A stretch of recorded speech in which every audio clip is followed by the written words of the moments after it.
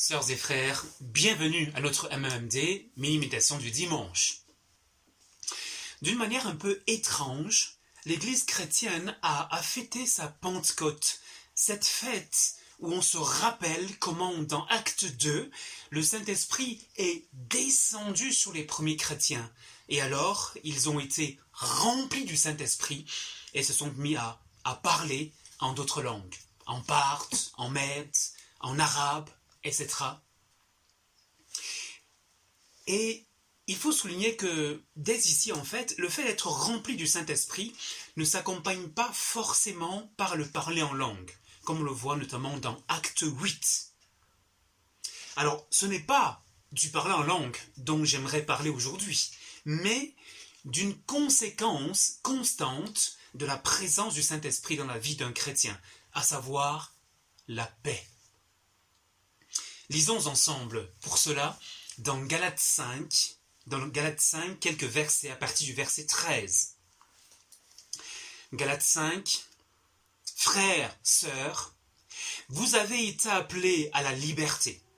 Seulement, ne faites pas de cette liberté un prétexte pour vivre selon la chair, mais par amour, soyez serviteurs les uns des autres. Et puis on saute au verset 16. Je dis donc, marchez par l'esprit, et vous n'accomplirez point les désirs de la chair, car la chair a des désirs contraires à l'esprit, et l'esprit en a de contraires à la chair. Ils sont opposés l'un à l'autre, afin que vous ne fassiez pas ce que vous voudriez. Mais, si vous êtes conduits par l'esprit, vous n'êtes pas sous la loi. Et puis, on lit au verset 22, le fruit de l'esprit est amour, joie, paix, patience, bonté, bienveillance, fidélité, douceur, maîtrise de soi. La loi n'est pas contre de telles choses. Ceux qui sont au Christ Jésus ont crucifié la chair avec ses passions et ses désirs. Si nous vivons par l'Esprit, marchons aussi par l'Esprit. Et je prie que l'Esprit de Jésus nous conduise dans la méditation de sa parole. Frères et sœurs, comme on le dit dans notre texte, comme il est dit dans notre texte, l'une des marques de la présence du Saint-Esprit dans la vie d'un chrétien, c'est la paix. C'est le point que j'aimerais vraiment développer aujourd'hui, car avec les circonstances en fait que nous avons traversées, notre paix peut être facilement volée plus que on ne le pense. Avant cela, permettez-moi simplement de faire deux précisions. D'abord, tous les chrétiens ont reçu le Saint-Esprit. Lorsque nous disons oui à Jésus, lorsque nous aimons Jésus, alors Jésus et le Père viennent faire leur demeure dans la personne, en nous, en la personne du Saint-Esprit. C'est ce que Jésus nous apprend dans Jean 14, dans les versets 21 à 27. Dans Jean 14, versets 21 à 27, on lit ceci de la part de Jésus. Jean 14, verset 21. Jésus dit ceci, « Celui qui a mes commandements et qui les garde, c'est celui qui m'aime. Celui qui m'aime sera aimé de mon Père, moi aussi je l'aimerai et je me manifesterai à lui. » Jude, non pas l'Iscariote, lui dit, « Seigneur, comment se fait-il que tu doives te manifester à nous et non au monde ?» Jésus lui répondit, « Si quelqu'un m'aime, il gardera ma parole, et mon Père l'aimera. Nous viendrons vers lui, et nous ferons notre demeure chez lui. Celui qui ne m'aime pas ne garde pas mes paroles, et la parole que vous entendez n'est pas de moi, mais du Père. Je vous ai parlé de cela pendant que je demeure auprès de vous. Mais le Consolateur, le Saint-Esprit que le Père enverra en mon nom, c'est lui qui vous enseignera toutes choses et vous rappellera tout ce que moi je vous ai dit. » Ces versets sont assez clairs. Si j'aime Jésus, alors je serai aussi aimé du Père. Comment est-ce que je peux savoir que Dieu, le Père, m'aime? Réponse, est-ce que j'aime Jésus? Parce qu'en fait, si j'aime Jésus, alors Jésus m'aime et Dieu le Père m'aime aussi. Et comment est-ce que je peux savoir si j'aime Jésus ou pas? La réponse se trouve en fait au début du verset 21 que nous avons lu dans Jean 14. Est-ce que j'aime les commandements de Jésus qui sont dans la Bible? Si j'aime la Bible, si j'aime la parole de Dieu, si j'aime ce que Dieu me dit dans la Bible, alors cela veut dire que j'aime Jésus. Et si j'aime Jésus, cela veut dire que Dieu le Père m'aime. Et deuxième précision, c'est qu'il y a une conséquence à ce que nous venons de dire. Cette conséquence se trouve au verset 23. Si j'aime Jésus et le Père, alors Jésus et son Père viennent faire leur demeure en moi en la personne du Saint-Esprit que le Père envoie au nom de Jésus. Et ce Saint-Esprit, en fait, il vient habiter dans notre cœur. Et lorsque le Saint-Esprit habite dans un cœur, non seulement il donne des dons à la personne, la prophétie, le parler en langue, le plaisir de servir, etc. Non seulement il nous rappelle tout ce que Jésus a enseigné, et le fait que le Saint-Esprit soit présent dans le cœur du croyant a cette conséquence permanente en tout cas, c'est que le Saint-Esprit développe son fruit. Et l'amour, la joie et la paix sont parmi les principales manifestations de ce fruit de l'Esprit. Il s'agit là en fait de la joie et de la paix intérieure qui se manifestent naturellement aussi à l'extérieur. Et frères et sœurs, si je veux parler de joie et de paix aujourd'hui, c'est parce que je pense qu'il est plus que probable que ces temps de confinement ont pu voir notre joie et notre paix entamées, effritées. En effet, le mode de vie que nous avons vécu depuis le 13 mars, depuis quasi 3 mois, c'est un mode de vie proche de la dépression. En tout cas, un mode de vie qui ouvre à la dépression, au burn-out ou à la dépression. Alors je me suis un peu amusé à regarder les symptômes de la dépression. Comment la dépression se manifeste-t-elle? Selon le site ladépression.org, il y a 9 signes qui caractérisent la dépression. D'abord, une humeur triste, quasi permanente, sans motif. Un manque d'intérêt, de plaisir pour pas mal de choses. Et puis, selon les personnes, il y a une prise ou une perte de poids. Quatrièmement, il y a un trouble du sommeil, soit une insomnie, soit une hypersomnie, c'est-à-dire qu'on passe son temps à dormir. Et puis, cinquièmement, il y a un ralentissement de son rythme d'activité qui peut aller jusqu'à l'envie de ne plus rien faire. Et puis, la fatigue, un manque d'énergie pour se mettre en activité. Ensuite, un sentiment de dévalorisation de soi, de culpabilité.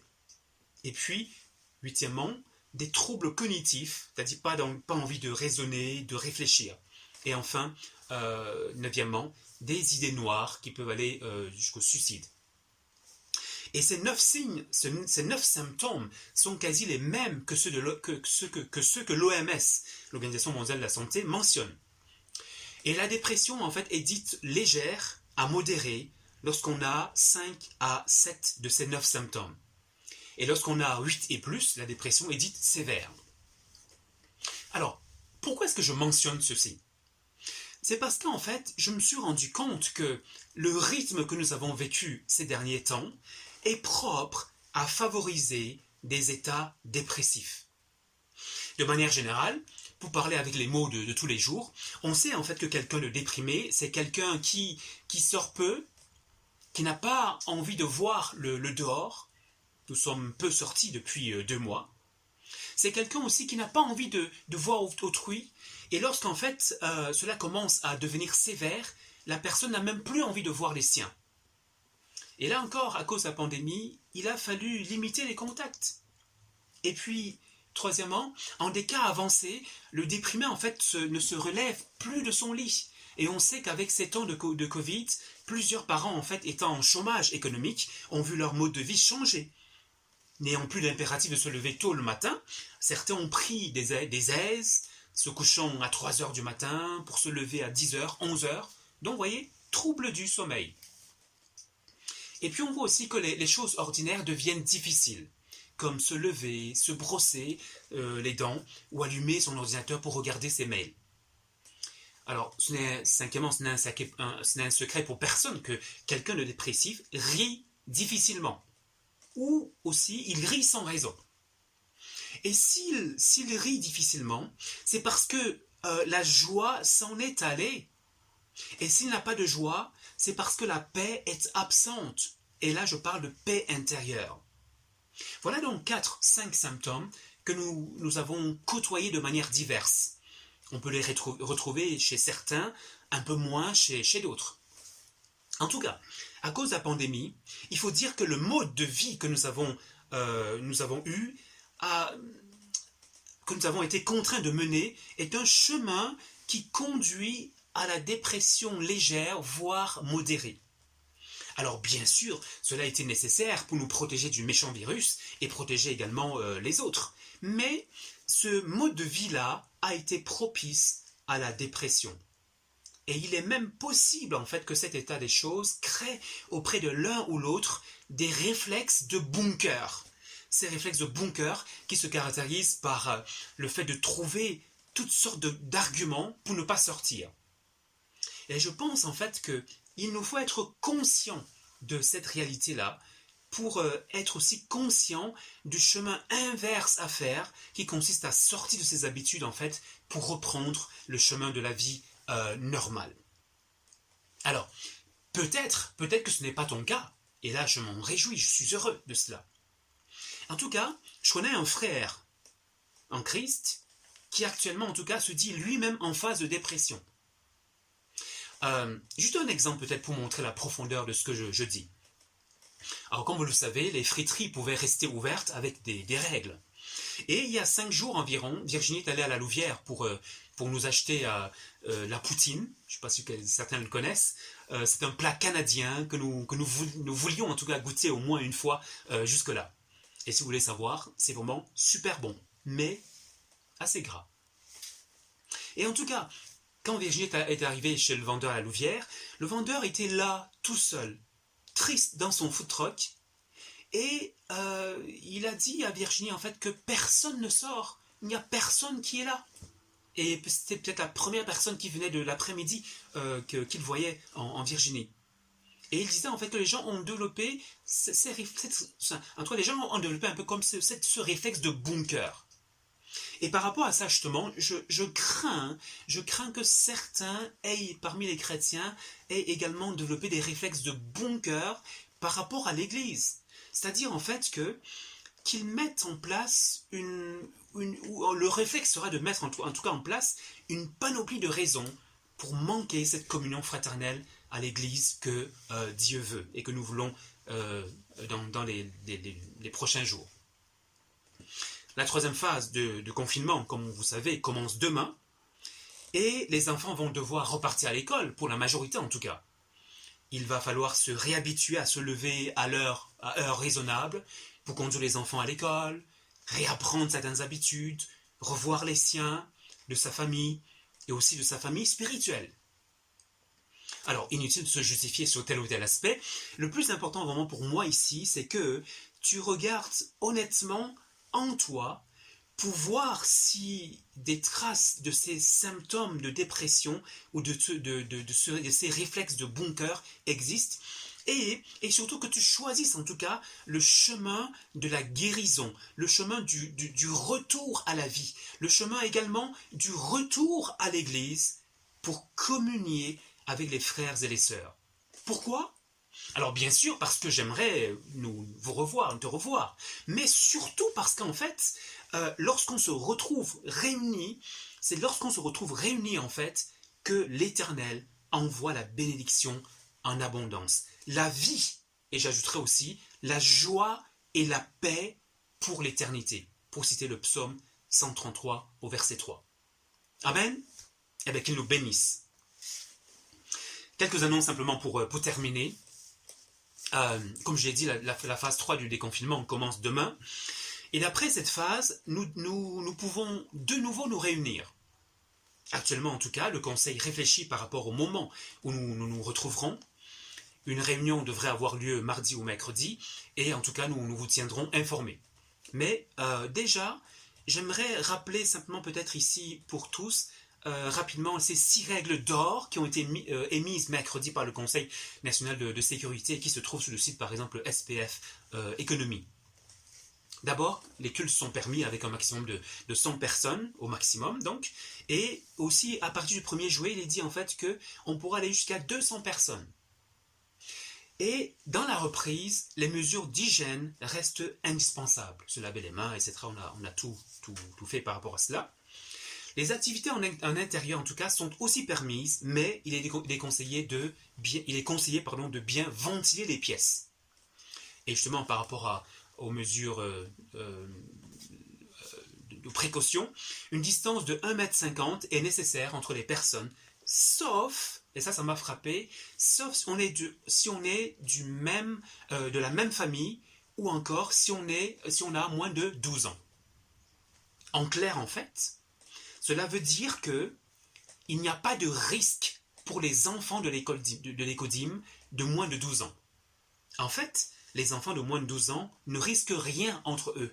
Parce qu'en fait, les pédiatres l'ont montré, ils ont montré en fait que ces enfants-là ont un système immunitaire qui leur permet de ne pas être atteints par le virus. Bien sûr, sauf s'ils sont fragiles ou malades. Et de toute façon, dans ce cas, il faut prendre des précautions supplémentaires. Autre annonce par rapport au Covid, ce sont les camps. Pratiquement tous les camps sont annulés pour cet été, et plus précisément en tout cas, les camps UGEB du mois de juin sont annulés. Prions pour les autres camps notamment. Prions aussi pour les malades. Prions pour Ariane qui a un rendez-vous de contrôle ce 10 juin. Prions aussi pour Jean qui sera opéré de son œil. Il a un rendez-vous avec l'anesthésiste et après un rendez-vous donc pour l'opération à Bruxelles. Il y a quelques anniversaires et justement aujourd'hui 7 juin c'est l'anniversaire de Claude Baudard et mercredi 10 juin ce sera l'anniversaire de Anne-Marie Kinderman. C'est l'occasion en tout cas de leur faire un petit coucou téléphonique ou une petite visite puisque les visites sont maintenant permises. Et pour terminer simplement, j'aimerais vous laisser ce texte, ce verset de Jean 14, verset 26, verset 27, pardon, où Jésus nous dit « Je vous laisse la paix, je vous donne ma paix. Moi je ne vous donne pas comme le monde donne, que votre cœur ne se trouble pas et ne s'alarme pas. » Que Dieu nous donne sa paix et sa joie. Celle-là, en fait, que lui seul Jésus s'est donné. Amen. Bonne semaine et à très bientôt.